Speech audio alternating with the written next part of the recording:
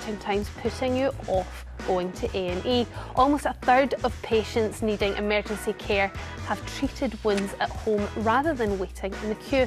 Have you ever done a DIY job on your broken toe or your fractured finger? Nurse and first aid expert Emma Hammett will be here with all the do's and don'ts to treating yourself at home.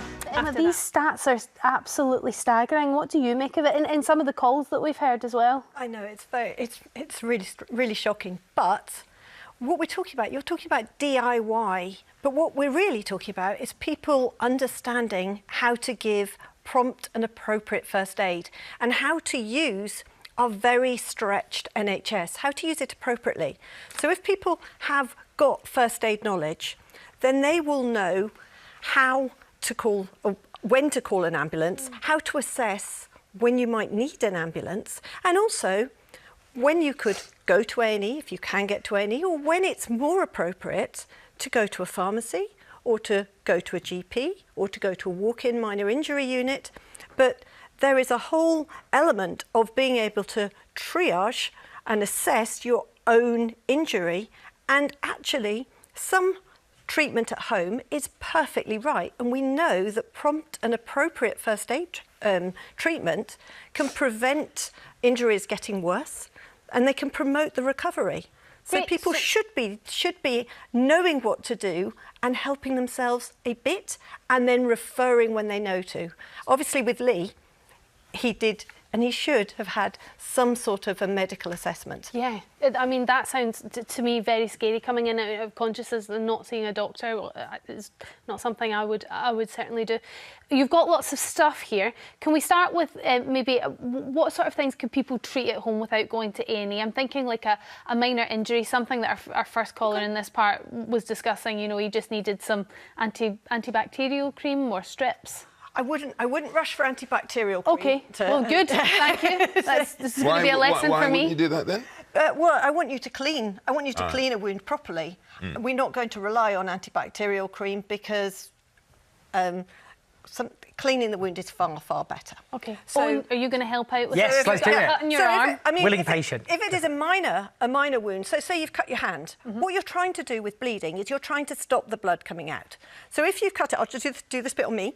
So if you've cut your hand across here, the best way to stop the bleeding is to put the pad here and bandage it in like that. So you would bandage over and you would close the wound. And keep pressure on it? Keep pressure. Well, you're going to bandage it properly. Okay.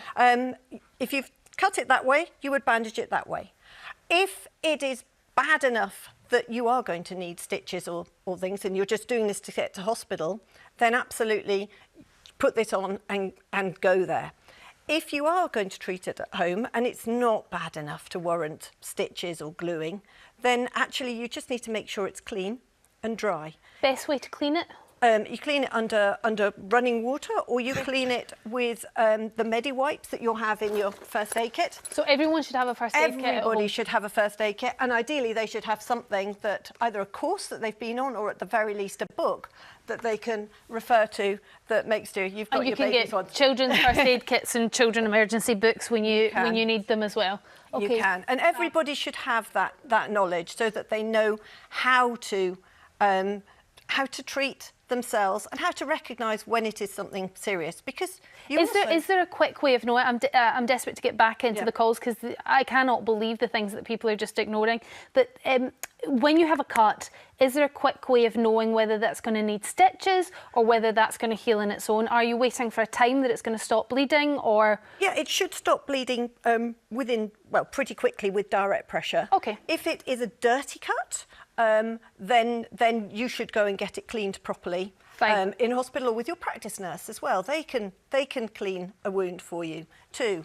Okay. If it had something embedded in it and you were just doing this to get to hospital, then you could put something either side of a bit of glass or something out, put a bandage over the top, and you will have to go to hospital for that. They will x-ray and they will remove it. And yes, that probably will need stitches. So you don't just take it out yourself? Never take out anything that's embedded in a wound, because it's damaged going in, it's damaged going out.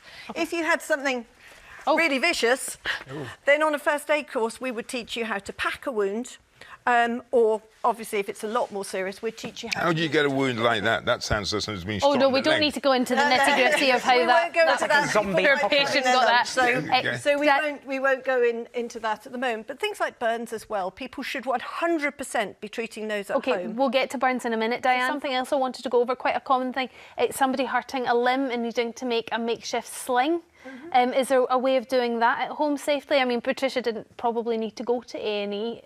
It would turn out, but it's good to go and just get it checked out. Yeah, well, with a dislocation, I would always say, actually, please go to A&E, because if you are trying to pop it back in, you can get stuff stuck, like blood vessels and nerves. So there's some things that actually we would say, please. What we're trying to do is just make sure the right people are going into A&E. Okay. And that people that can self-treat are self-treating. She was good, and she did, and it worked, and that's fine. And then she sounds like she'd splintered it to her other toe, and that's fine. I know that the study that was showed a lot of people making makeshift slings. 1 in 10. I'm not too worried about that, to be honest. Because if you have injured yourself, most people won't let you too close to it. Most people now have collar and cuffs as well, so we're not faffing around with slings. And you can actually, I don't know if I can just grab your T-shirt here, but if you were to put your arm like that, just tucking that up like that, just gives you a little bit of extra support too, like that. With children, you can pop their hands between the buttons of their coat, but you're only doing that so that they can then go and get an X-ray. To an A&E. So really the thing that we need to take home is, if in doubt, get to A&E. You don't have to go immediately for that, so you can see whether or not it's going to get better of its own accord for, you know, a little bit of time. See if the swelling goes down, so protect it, rest it, apply a wrapped ice pack, see if you can get the swelling down. And if it's not getting better after about, you know, a few hours, then you will need an X-ray. But time when you're going. Don't go to A&E on a Saturday night. No, well, that's just a disaster.